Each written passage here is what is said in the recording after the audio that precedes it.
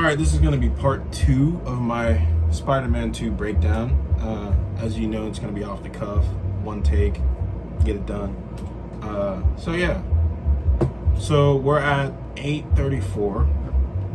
This is when Scorpion and Lee are being moved. This is the prison escape.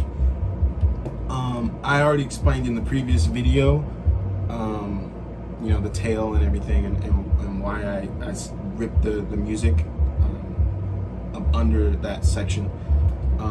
The rest of this portion is just kind of atmospherics in a way. It's just to set the tone that this is bad, that the feelings are bad, and that what's happening is not good. That's all. It's just simple stuff. So you just got a little bit of a ambience, and then ready for the next one. I have a synthesizer, really dark, and then I also have a bass playing a low C. So that's not a low C, but yeah.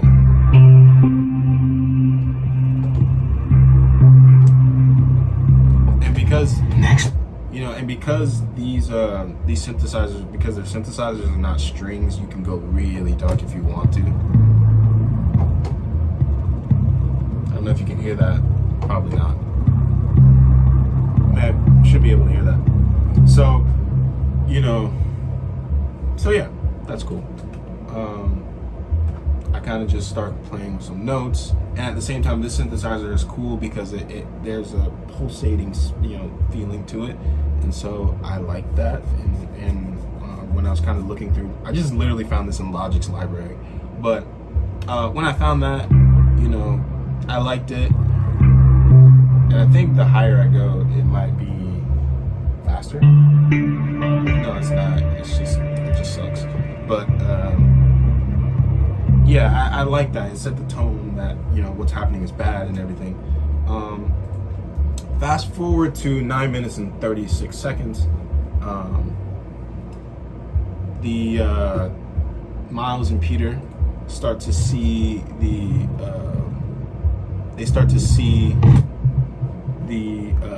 what do you call that? What is that? I don't know what that is. They start to see like fireworks or something, like smoke in the air. They start to see like war smoke in the air, like war colors or whatever. As soon as they see that, well, not as soon as they see that, as soon as the camera cuts to it, I switch very subtly. I don't know. I thought it was subtly, but I switched to the same synthesizer that I used in the beginning for Kraven's theme, but it's only the synthesizer. Sorry, that's hard to say fast. But I only used the synthesizer that time, and not everything else, because if you remember, originally it was the synthesizer and the strings, and then the brass and everything is comes in later, right? This is it. But if you mute it, this is all you hear, right? So that's the same synthesizer that I used for Kraven. And so fast forward to when you see the colors, all you hear is this. All you hear is this. And if I were scoring the entire game, I would only use that when Kraven or something Kraven adjacent will pop up. So if you see Kraven's lackeys, or maybe if you even someone says Kraven's name, or anything like that, builds a sense of familiarity between the music and the character, and it builds continuity as well, makes things feel more connected. So and it also makes things feel like like an actual world exists, like in a later game, if let's say Spider-Man 3, they mention Kraven, or Kraven's son comes in, 9 times out of 10, they might use, I can't say 9 times out of 10, and then they might.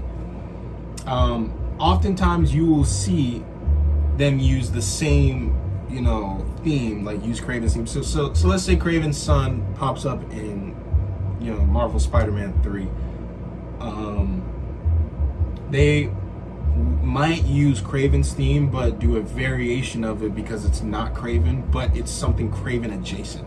So they might just take, they might take whatever they will take, and use that, and it'll sound like Craven's theme, but not, it's like what Bear McCreary did when it came to Kratos and Atreus with God of War. I think it was 2018 or 2019 or something like that. God of War PS4, and then God of War Ragnarok. Atreus' theme, he was explaining this, but Atreus' theme is just, it's just Craven's theme backwards. So Craven's theme is, I got everything needed. Craven's theme is, that's really dark, okay. Craven's theme is,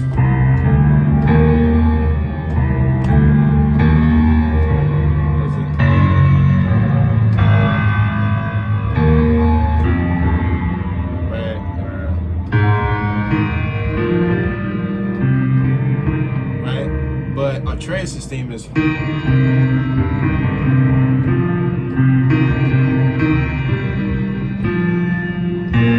something like that, right? But it's literally the same 3 notes, but just reversed. So yeah, it's basically like that. But what I'm doing is on a smaller scale because it's still Craven. I'm just using the synthesizer. So yeah. And then later on, when early for fireworks, they start to get worried, they start swinging over, and then you start seeing Craven's boats, you start seeing Craven's people, then that's when the music starts to build up.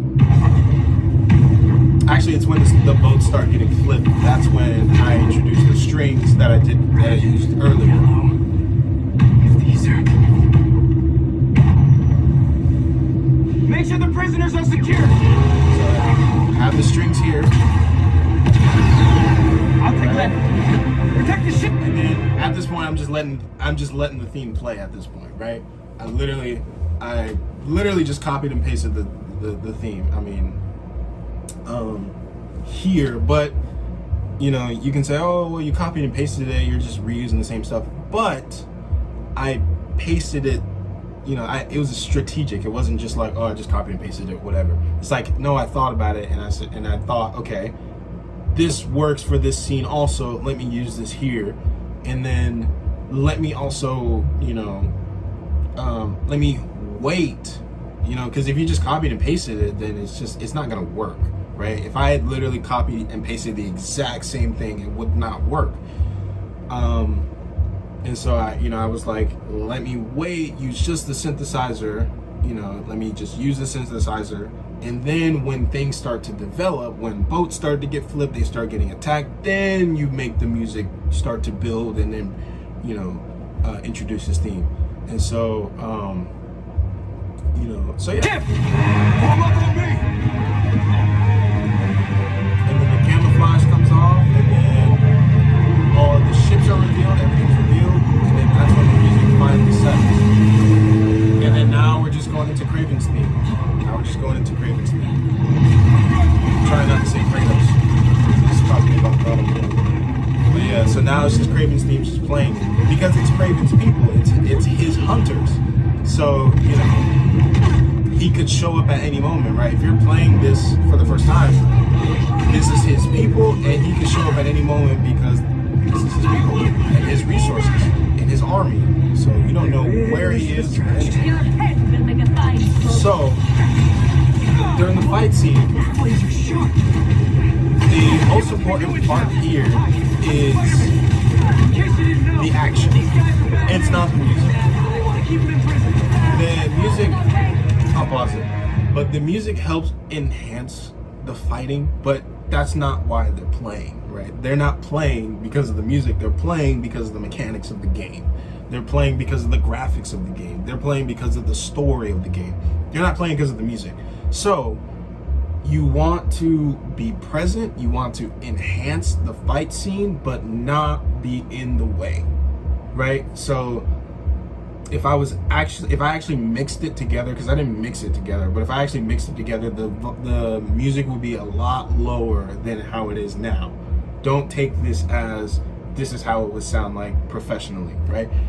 You want to hear professional, go play the actual game, right? Go play the game. Go play the game. That is professional. This, it's close, or you know, it's on its way. You know what I mean? So yeah, like it wouldn't be this loud because that's not why the players are playing, right? And then at the same time, you're watching the gameplay, and the music is there and it's loud, but it's not there to be the front and center. So, you know, here for the entire fight scene, I just have basically the same music looping over and over again. I'm placing the horn trill in specific spots to keep engagement for the player, and then also at the same time to not overuse that sound, because I want that sound to remain haunting. So you don't want to, so when you have something good, use it again and use it as much as you want, but don't overuse it, right? Because especially when it's something scary, if you're overusing like a scary noise, it no longer becomes scary because you're using it all the time, right? Like you know, it's just too much. You don't want to overdo it. I was thinking, like, you know, if you're using a scary noise all the time, you know, you can't be scared all the time. You know, if you're playing something or whatever, you know, there has to be points of like, there has to be relaxation points, you know. And if you're just making it scary, just using it all the time, like, don't do that, you know, unless you can make it work. You know, if you can make it work, then make it work. But, you know, I wouldn't tell someone who's just starting out film scoring to, you know, if they have something good, just use it all the time. Use it. It's like, no, like, use it again, use it a third time, but be smart about it. Be intentional about it. Be intentional about where you use it and when you use it and how you use it, and maybe even change it and be intentional about that. Why are you changing it? How fast or how slow are you changing it? You know, just be intentional with everything. So even though the music is looping throughout this like 5-7 minute, I don't even know how long fight scene or whatever, it actually might be like 5 minutes. Even though the music is looping, I'm strategically placing, you know, things and making sure that it maintains that feel of urgency, because this is urgent, right? This is a prison escape gone wrong. You know, you don't want these villains to escape. And then at the same time, you got people trying to free them and capture them and kidnap them. So, you know, you got 3 different things going on. You got heroes, you got villains, and then you have a third party that's coming in and trying to, you know, mess everything up. So this is a very urgent situation. So you want to maintain that urgency, but you also don't want to overuse or be boring. So, and then you also don't want to be in the way. So it's a lot of things you're juggling as a composer here, but it's not as bad as, you know, it's not as bad as, you know, it may sound, or as, it's not as bad as I'm describing it. You know, you just, you know, as long as you're doing those things, staying out of the way, maintaining or enhancing the scene, staying out of the way, enhancing the scene, you know, and changing things up, you know, intentionally here and there, to keep things fresh, I think you'll be fine. You know, that's my best bet. That's how I approach the scene. So, In case you didn't know, these guys are bad news. we might skip ahead here because I kind of did explain low-key all of it. That's basically what I do for the entire scene. It's just, you're basically just juggling, just making sure that it doesn't sound the same. And then at the same time, I combine some things, right?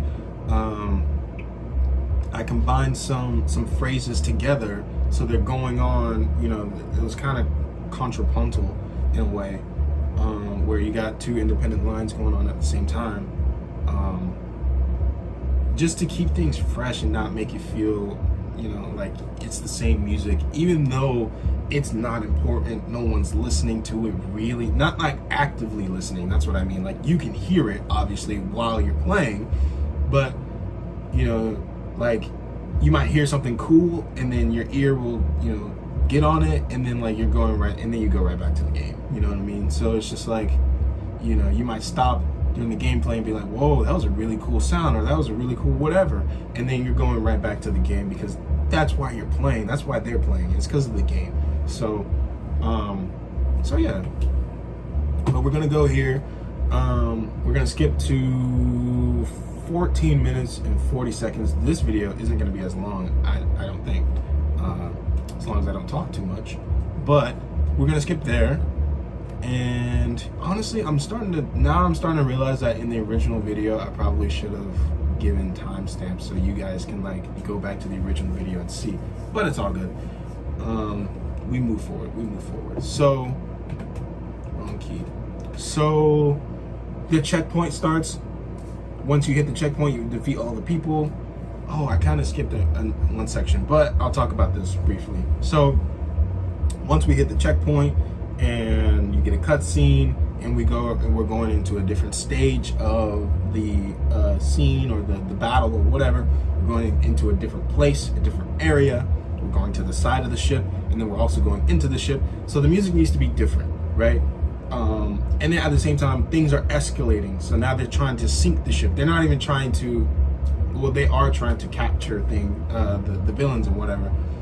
But they're also now, you know, trying to sink the ship. So they're basically telling the audience, telling the characters that they're willing to do anything to capture these people. So the music needs to reflect that. It needs to change because we're in a checkpoint, things are different. We're in the middle of something now. Now we're in the middle of something versus before we're starting somewhere. You know, now the music is different because now we're in the middle of something.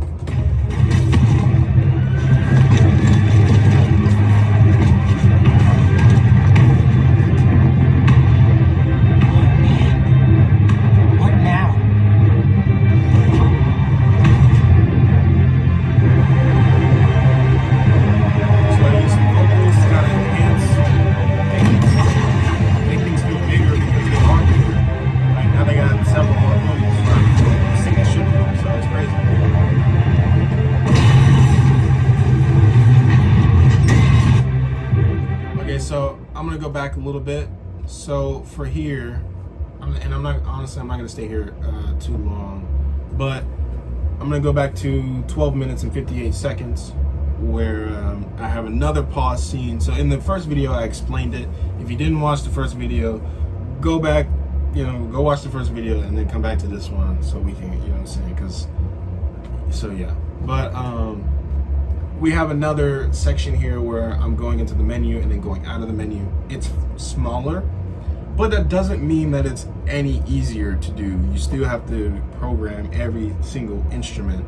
And then at the same time, you're using Craven's music. So now the instrumentation or the orchestration is different. So now you got drums, now you got horns, you got more instruments.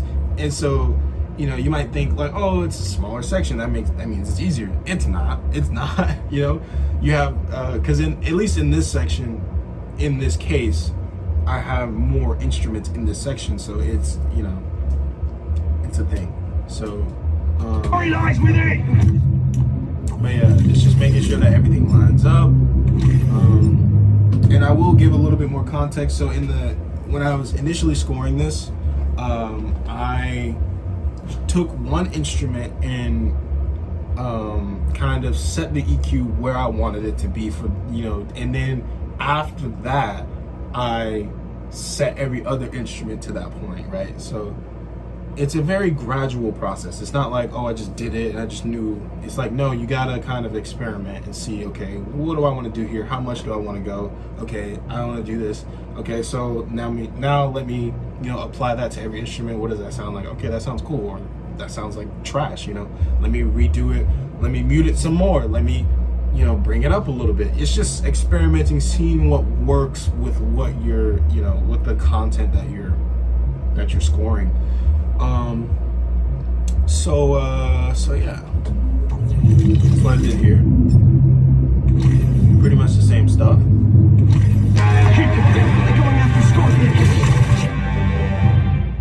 So yeah. So now we're gonna skip ahead. So it's a little loud. So okay, so we're gonna skip ahead to. We're skipping ahead to. So 15 minutes and 11 seconds. So here I use the horn trill, but then I cut it in half. So before, and I'll play it, but before it's normal. Hold on, let me see actually. No, it's actually not normal. Excuse me. So when the harpoons are revealed to the audience, to the player, I'll say the player since we're playing the game. When the harpoons are revealed to the player, that's when I introduce the horn, but cut in half. So it's basically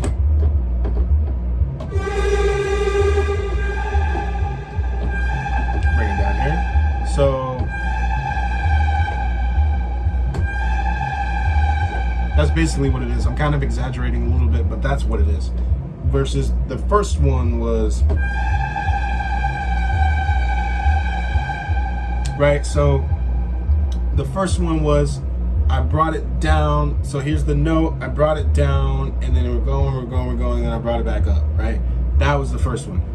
The second one is cut in half. So I brought it down, and then it ends, and then I just bring it down, and then it ends. So that's basically what it is. And then I octave double that when 15 minutes and 11 seconds. I octave double it when the harpoon reaches the hull. I think that's the hull, right? Reaches the boat, the inside part of the boat. I think it's the hull. So yeah, because now you know you potentially have air and all these things. It's escalating. It's just escalating. All of this is escalating.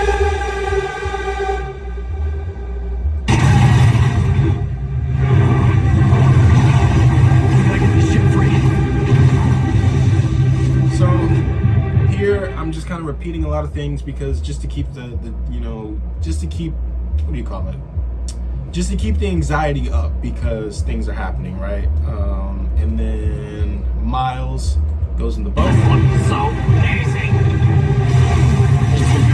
His theme. So I use the tubular bells, orchestra bells. Use that because it's kind of his moment, and I kind of wanted to give that to him, to give him his flowers in a way. I want to give Peter his flowers, you know. So I think here I wasn't really able to do that, or I didn't really do that, and so I think in future rescores, because I am, as you can see, I'm playing the game on New Game Plus, you know. So I am recording it. I don't know why I said it. I don't know why I said New Game Plus like that mattered or anything, but yeah. So I am playing the game, and I recorded more content. I'm just like playing through the whole story, and I just like record whenever I'm off or anything, like. You know, I'm just chilling and just record and play while I relax. And then I have content to rescore, so it's a win-win. It's a working relaxation break. But yeah, so I forgot what I was talking about. Yeah, this is Miles's moment though. And so you hear it in the viola. For some reason I just heard viola. And I gave his theme to the violas. So here you go. Yes,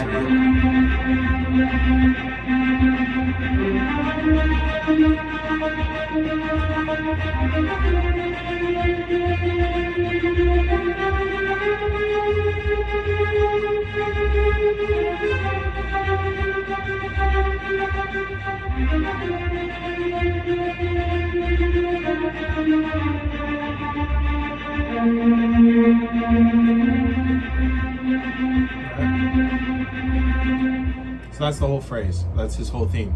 So with that, I also added some, you know, second violin. I added a little bit to that. So with this, okay, so I added more staccato to that because I wanted to continue to make things feel amped up and like anxiety heavy. So added more strings to that. And in the first violins, I have this ostinato.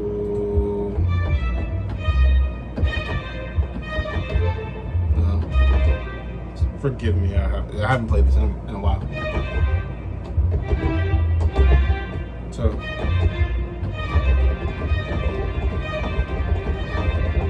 So that I took that, right? I took that. I don't know if you guys heard that. I hope you did. But I took that from Peter's theme. That is a part of Peter's theme. And let's see if I can actually match it. Let's see. I think I took it from the guitar.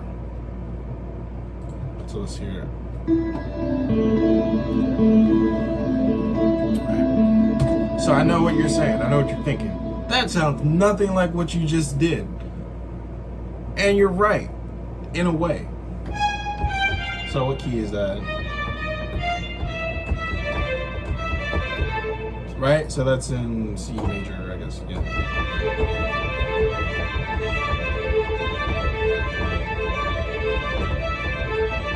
Right? I took that and I made it minor. Right? And then I basically just made the G go down to an F and then come back up to a G. Like, because it needs to sound, because in that scene it's very anxiety heavy. So I can't just do, I mean, I could do that, but I didn't think to do that, or I didn't want to do that when I was writing it. So I thought that this would be very anxiety heavy. Right, so, you take this.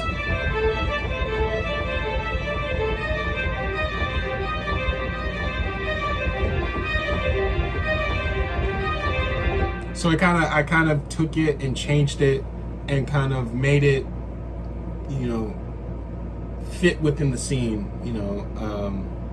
but that is from Peter's theme. That's from that guitar in the beginning. So let's go back to where we were. Let's see here. Where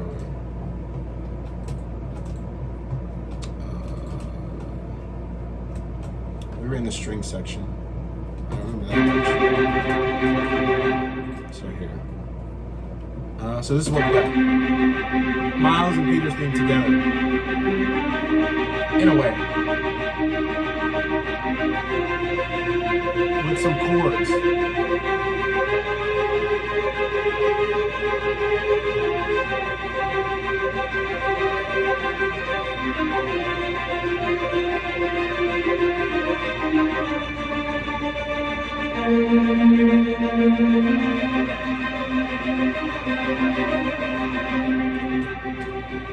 Right, and then in a way I kind of felt bad that I didn't write as much for Peter. Like, I feel like I gave Miles his flowers, but then I didn't feel like I gave Peter his flowers.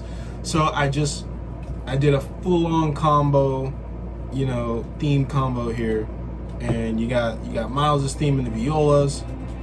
I gotta turn it back up. There we go. That's the violins. Right here.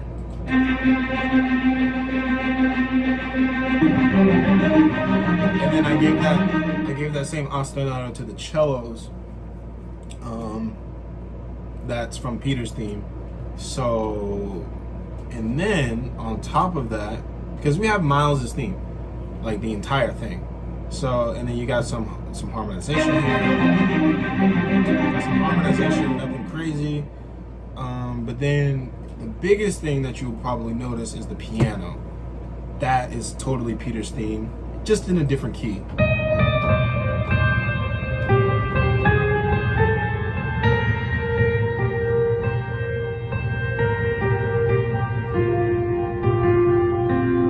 Right? Versus, no.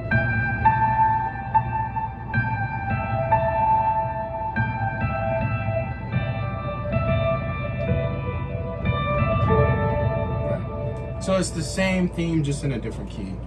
So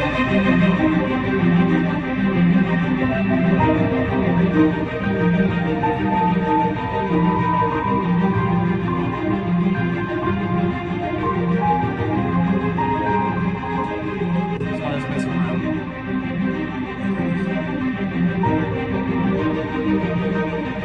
And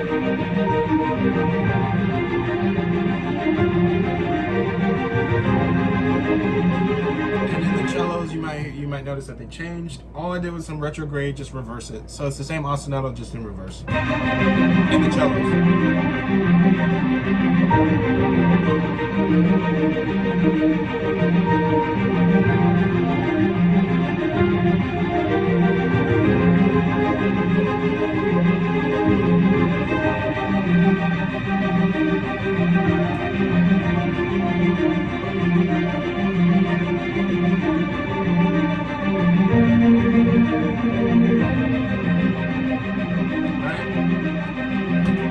So I don't know if you guys, I don't know how much, Spider-Man fans you guys are, but when I was a kid, or when I was younger, I played the Amazing Spider-Man, the first one. And for some reason, I don't know why, this scene, or this area, reminds me a lot of the music from that game.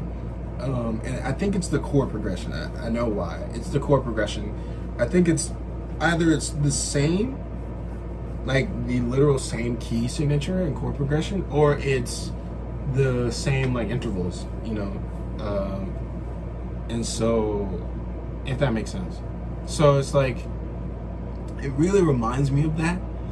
And yeah, I think it fits, and I like it. It reminds me, like, that tells me that music is still like inside of me and still influences me today. Because that was before I was even composing or anything. Just playing Spider-Man because listen to it again. For the people that played that game.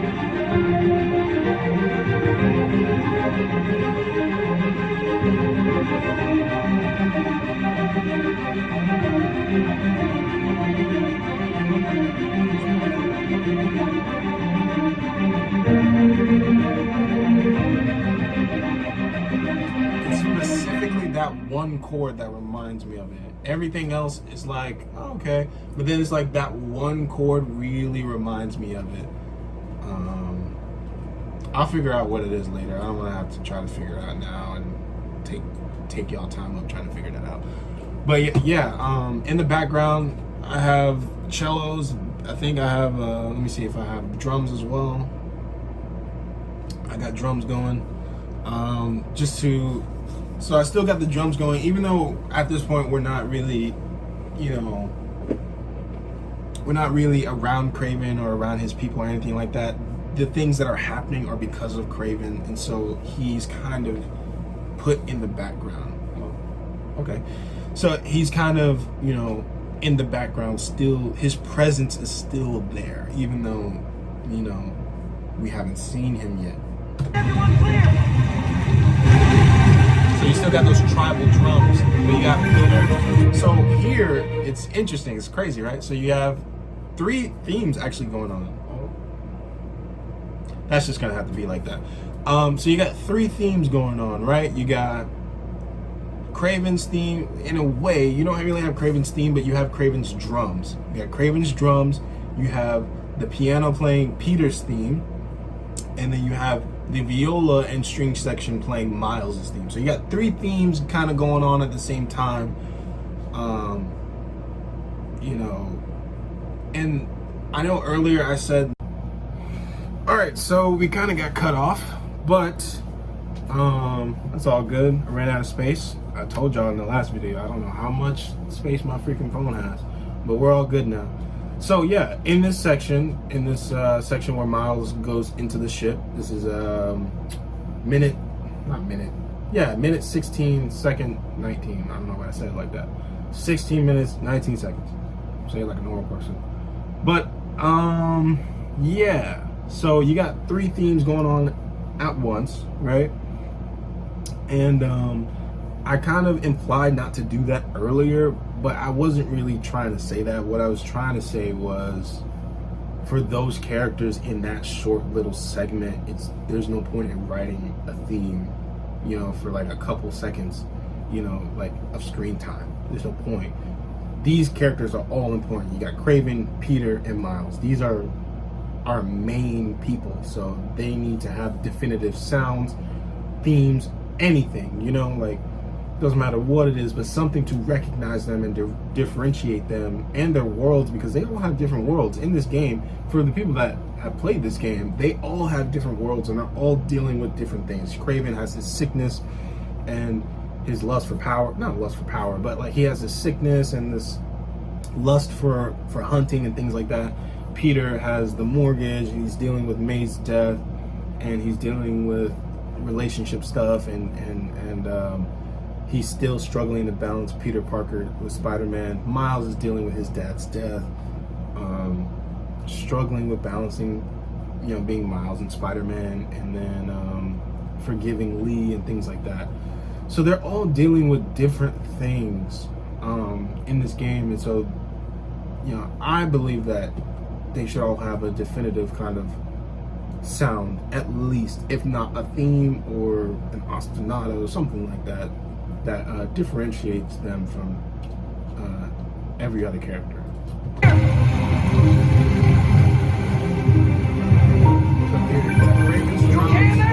Trying to get out.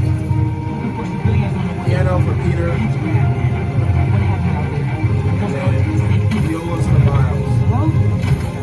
No signal. Area. Whoa. It's getting worse out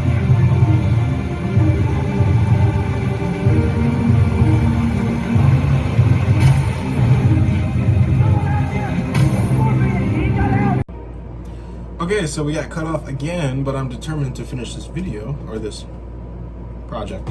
So, yeah, so in this section, we're at 1649.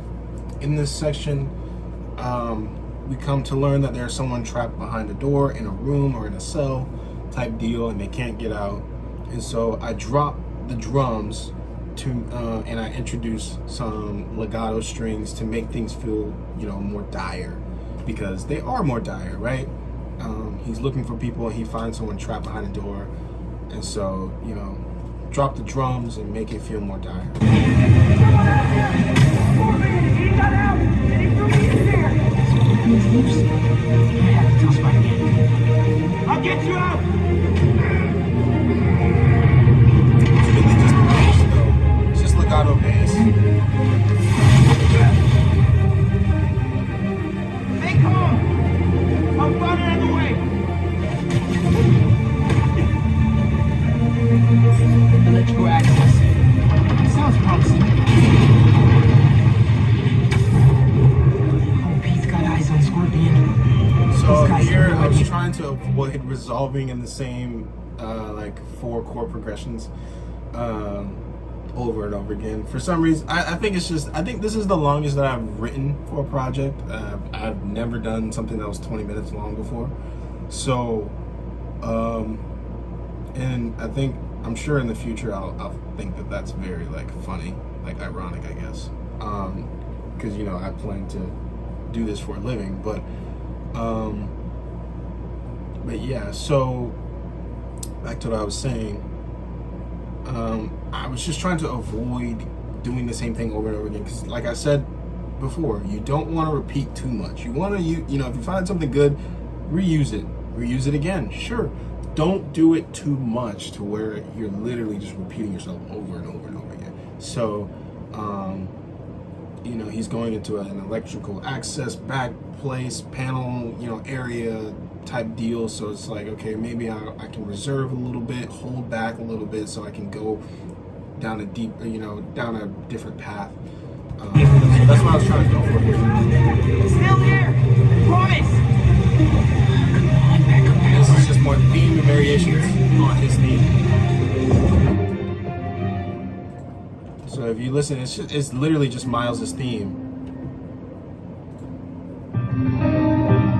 But it's just a different variation of it.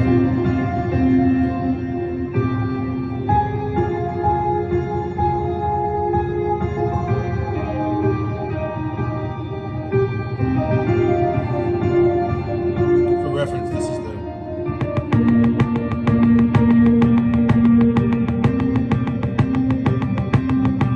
that's the metronome. For reference.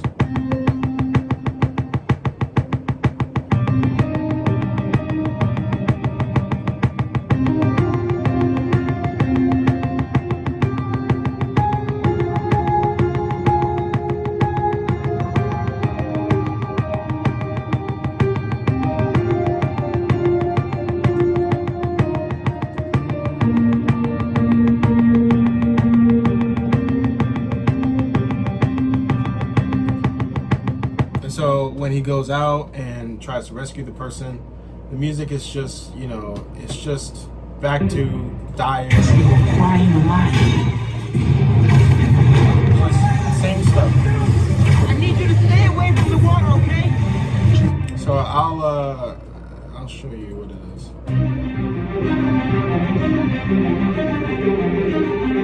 Oh, I didn't tell y'all about this. Okay, so what I did here, right, with the horn trill, this is a common theme in this, right, that I've used in this project, because I don't know, I just love it, you know, but don't want to use it too much. I wanted to use it here, however, don't want to use it too much. If you're gonna use it, maybe change something, right? Maybe make it slower, maybe cut it in half, or whatever. But you know, don't keep doing the same thing over and over again. So what I did here was I muted it with the EQ. So now it has an even more eerie effect, right?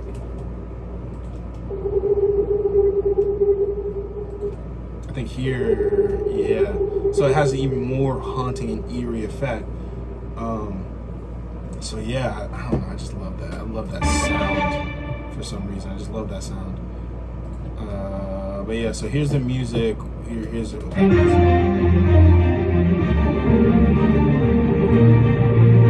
you hear it in the background, that haunting feeling.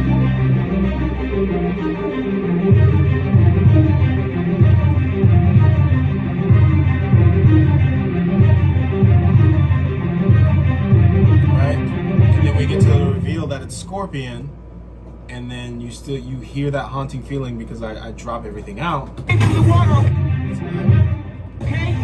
Drain the excess energy.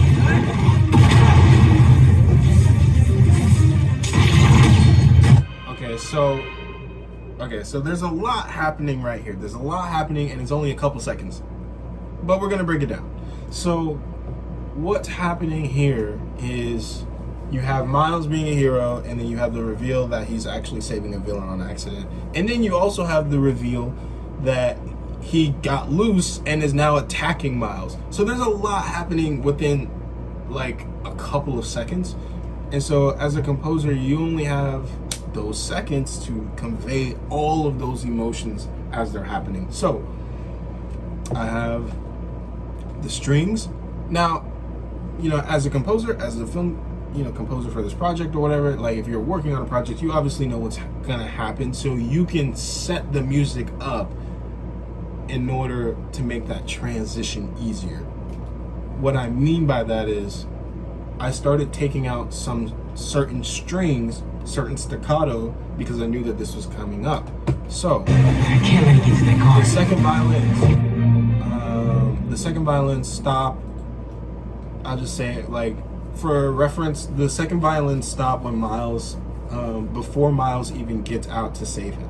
Before. So, and they're playing, this is what they're playing.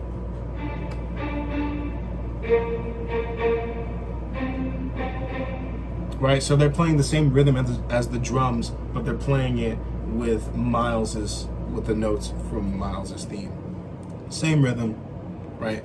In a way, now that I'm thinking about it, it's Craven's rhythm with Miles's notes. That's interesting.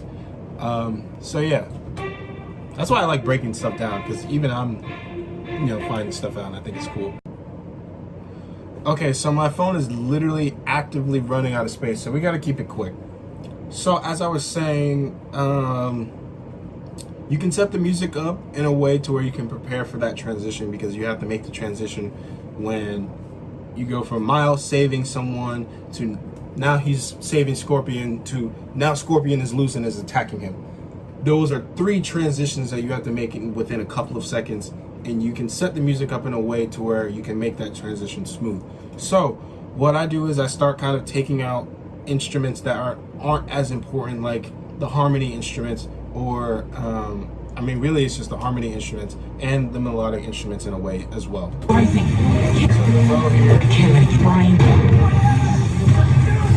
I need you to stay away from the water, There's no okay? theme happening. It's just a bunch. Right now, it's just the harmony. It's just the ostinato. It's just a bunch of ostinatos, and that's pretty much it. It's just a bunch of ostinatos and rhythmic sections. There's no theme happening. and there's not a lot of like heavy harmonization going on here. It's just the basic bare bones of the you know, the emotion of the scene. It's just the bare bones of the emotion of the scene. And so when I need to make that transition, I can just get out of that, because if you were playing a theme or something, you'd be in the middle of a phrase, it wouldn't work, things like that, right? So yeah. When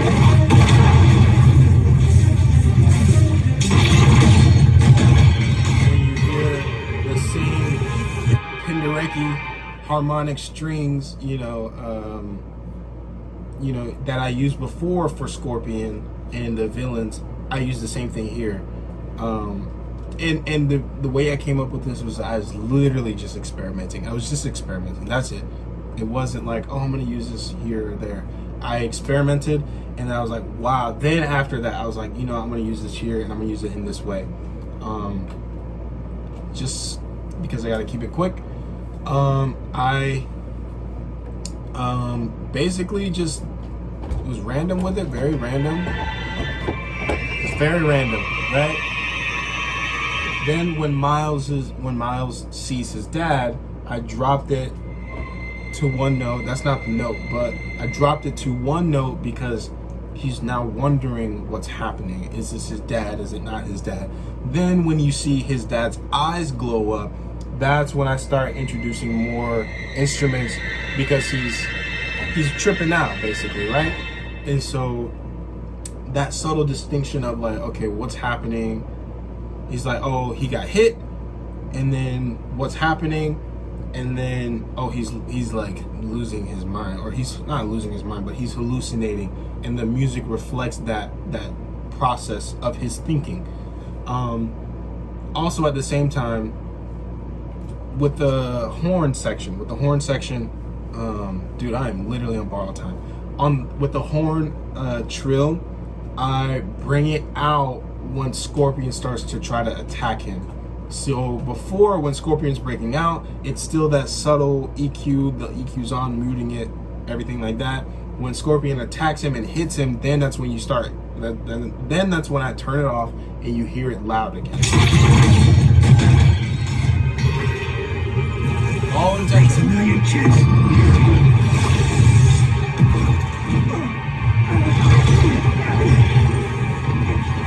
And then for the rest of it, I just basically, you know, use that Penderecki style, I guess, and just kept doing that. Just, you know, kept this, because, you know, I've seen other composers do that in games when I was coming up, and it really enhanced me in the scene. You know, because right now the character isn't in a regular state, so the music isn't regular, right? So yeah. Sorry I had to kind of close this a little short, but you know, that's what happens. I don't know. That's life. So yeah, if you guys like this kind of style of video, like and subscribe, let me know in the comment section. You know, I grew up on that era of 2000, you know, early 2000 YouTube, so, well, actually, no, I didn't. Why am I saying that? I grew up on a very early version of YouTube, or that era of YouTube where they were saying that all the time, like and subscribe, comment, or whatever. So let me know if you like it. If you don't like it, then I won't make it anymore. If you do, then I'll make more. It is what it is. But yeah, stay composing.